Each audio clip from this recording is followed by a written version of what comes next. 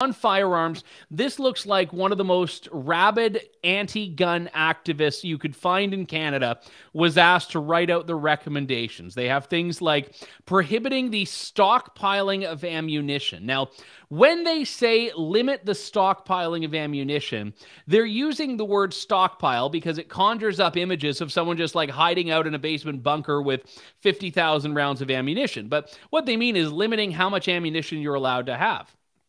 And every now and then when I see crime press releases that come out from police, what'll happen is you'll see like, oh, the person was arrested with 800 rounds of ammunition. And people that don't know guns have just like been shocked at that. They've been aghast at it. They have no idea. Oh my goodness, 800 rounds of ammunition. And then you like go to the average gun owner's gun cabinet and you open the door and you see like, oh, 15,000 rounds of ammunition. So you do it because it's like anything else. If it's on sale, you buy it. If there are different types you like, if you've got different guns that take different types of ammunition, you're going to buy lots more.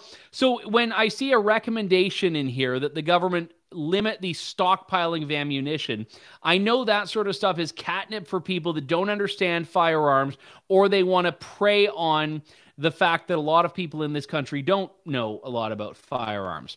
And one of the other recommendations to ban all semi-automatic firearms or rifles, like rifles, handguns, or shotguns, and to do this with a couple of caveats. Well, only if they have detachable magazines that take more than 5 rounds of ammunition, or if they are center fire, so not the really small caliber 22.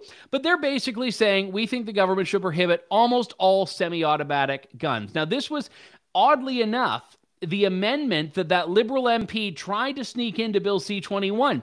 And it's funny that something eerily similar, in fact, if I looked at the text, probably almost identical, is now finding its way as a recommendation in the Mass Casualty Commission report. Nowhere did I see in my cursory scan an acknowledgement in this firearms recommendation that the prohibition wouldn't have changed anything about this event, because the guy used illegal guns that were illegally smuggled into Canada.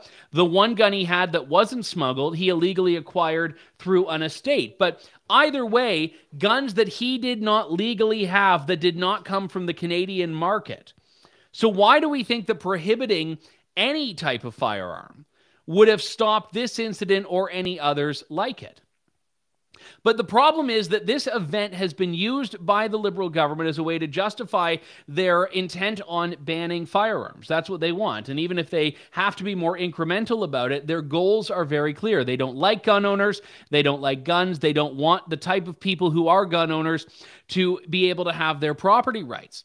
So they do this. They use this event, this horrible, horrible act of evil, this tragedy, to justify their political aims. And we've already seen through the Brenda Lucki situation, the meddling in the police investigation to do that. And now we're seeing the Mass Casualty Commission report try to do the same thing, to use this as a springboard for a gun ban.